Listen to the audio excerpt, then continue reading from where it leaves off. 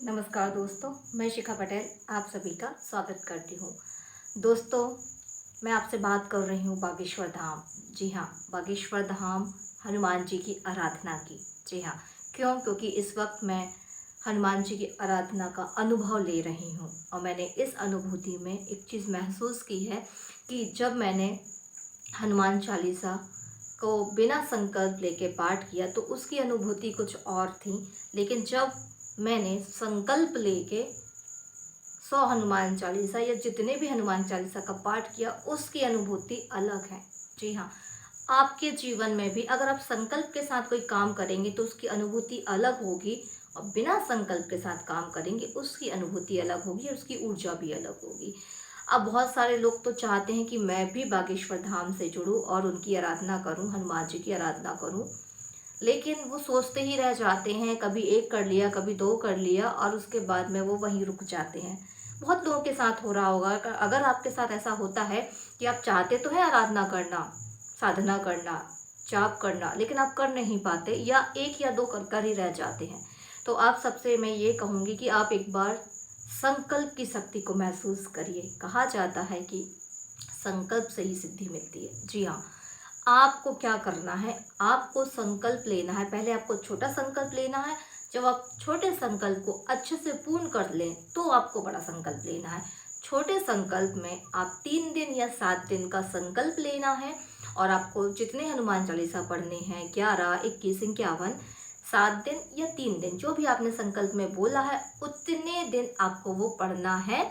Time आप अपने हिसाब से रखेंगे, लेकिन आप जैसे ही संकल्प लेंगे तो संकल्प की जो ऊर्जा है वो आपको कहीं ना कहीं शक्ति प्रदान करेगी, आपको फोर्सफुली वो काम करवाने के लिए हिम्मत प्रदान करेगी।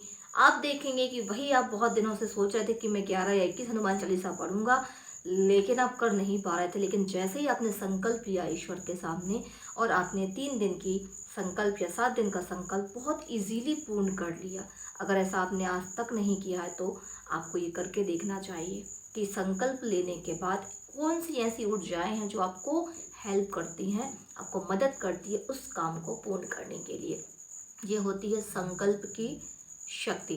संकल्प लेना कैसे है, बहुत सारे लोग कंफ्यूज हो जाते हैं कि संकल्प कैसे लेना है, आपको बहुत बड़ा कुछ होता है संकल्प। जी नहीं, संकल्प बहुत छोटा सिंपल तरीके से हम उसे कर सकते हैं। आपको कुछ नहीं करना है। आपको पहले तो ये डिसाइड करना है कि आपको कितने दिन की साधना करनी है संकल्प के साथ, 3 दिन की या 7 दिन की। चलिए हम बात करते हैं पहले 3 दिन की। अगर आपने 3 दिन का संकल्प लेना है तो आपको राइट हैंड में, दाएं हाथ में जल लेना है, कुछ थोड़े से चावल लेना है और पुष्प लेना है और आपको अपना नाम, अपना गोत्र बोलना है और आपको ये संकल्प में बोलना है कि आप 3 दिन हनुमान चालीसा का पाठ करेंगे। और कितने पाठ करेंगे, सपोज करिए आपने 11 हनुमान चालीसा के पाठ करने हैं 3 दिन तक। आपने ये संकल्प लिया, अपना नाम ले लिया, अपनी जगह बोल दी जहाँ से आप कर रहे हैं, महीना बोल दिया और ज़्यादा सा है टाइम बोल दिया। ये सब बोलने के बाद ईश्वर से आपको बोलना है क्या 3 दिन के संकल्प में आप लहसुन प्याज छोड़ने वाले हैं। अगर आप कुछ भी छोड़ने वाले हैं तो वो भी आपको संकल्प में बोलना है कि 3 दिन मैं लहसुन प्याज नहीं खाऊंगा और 11 हनुमान चालीसा इस 3 दिन लगातार मैं करूंगा। ऐसा ईश्वर में संकल्प लेता हूँ। अगर आपका कोई प्रॉब्लम है तो आप बाद में उस प्रॉब्लम के लिए भी ईश्वर से प्रार्थना करिए कि हे ईश्वर, मुझे इस कार्य में सफलता प्रदान करें, इसलिए मैं ये जाप आपका हनुमान चालीसा का इतना पाठ कर रहा हूँ संकल्प के साथ। जल को वहीं पर आप भूमि पर छोड़ दीजिए। आपके पास एक आसन जरूर होना चाहिए। हमारे पास हम जो भी जाप करते हैं, जो भी पूजा पाठ करते हैं, उससे एक ऊर्जा बनती है। वो ऊर्जा को बेकार नहीं करना है तो आपके पास एक आसन होना चाहिए। उसी आसन को हमेशा आपको ईश्वर के सामने बैठ के प्रयोग करना चाहिए ताकि जो भी आप पाठ करते हैं, पूजा पाठ करते हैं, उसकी पूरी की पूरी ऊर्जा आपको मिल सके। तो इस तरीके से आपको संकल्प लेना है और संकल्प के साथ आपको पाठ करनी है।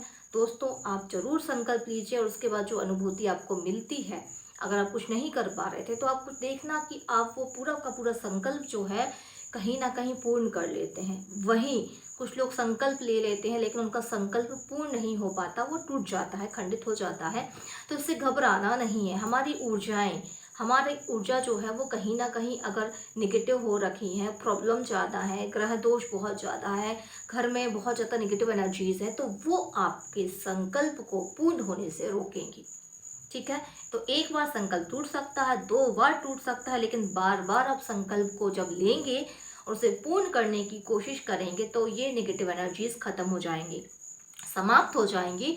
और जैसे ये पूरी तरीके से समाप्त हो जाएंगी आपके जीवन से, आपके घर से, वैसे ही आपका जो संकल्प है वो पूर्ण हो जाएगा। तो संकल्प लेने के बाद बार बार परेशानियां आ रही हैं तो ये समझ लीजिए कि नकारात्मक ऊर्जा आपको रोक रही है और आपको उतनी ही दृढ़ता से संकल्प को पूर्ण करने की कोशिश करते रहना है। इस लड़ाई में आपको नकारात्मक ऊर्जा को हराना है। इसमें सपोर्ट करेगी संकल्प की शक्ति। आप जरूर से छोटा सा संकल्प लीजिए, उसे पूर्ण करिए, आपको भी पता पड़ जाएगा कि ऊर्जाएं आपको कितना हेल्प कर रही हैं। कोई नकारात्मक ऊर्जा तो नहीं है जो आपको रोक रही है। इससे आपको एक तरीके से जजमेंट भी मिल जाएगा। अगर आप पूर्ण तरीके से बहुत अच्छे से संकल्प को पूर्ण कर लेते हैं तो कोई भी समस्या नहीं है जीवन में। फिर आप छोटा अनुष्ठान करिए, फिर थोड़ा और बड़ा, थोड़ा और बड़ा। स्टेप बाय स्टेप आपको अपनी संकल्प की शक्ति को बढ़ाना है, स्टेप बाय स्टेप अपने पाठों को बढ़ाना है, स्टेप बाय स्टेप आपको ईश्वर के करीब जाना है दोस्तों। तो संकल्प से मिलती है सिद्धि, संकल्प से मिलती है ऊर्जा, संकल्प से मिलती है साधना का फल। तो दोस्तों उम्मीद है कि आपको समझ में आया होगा कि बिना संकल्प के जब हम कोई कार्य करते हैं तो बाधाएं ज़्यादा आती हैं, लेकिन वहीं पर अगर हम संकल्प के साथ काम करते हैं तो ऊर्जाएं हमें सपोर्ट करती हैं, हमें शक्तियां प्रदान करती है और हमें नकारात्मक ऊर्जा से लड़ने की भी शक्ति प्रदान होती है। तो आप जरूर से छोटा सा संकल्प अगर ले रहे हैं तो मुझे कमेंट बॉक्स में लिखकर बताइएगा, और संकल्प के बाद आपको कुछ अनुभूति अच्छी होती है तो वो भी आकर जरूर बताइएगा। प्रणाम दोस्तों, जय श्री राम, ओम बागेश्वराय नमः। धन्यवाद।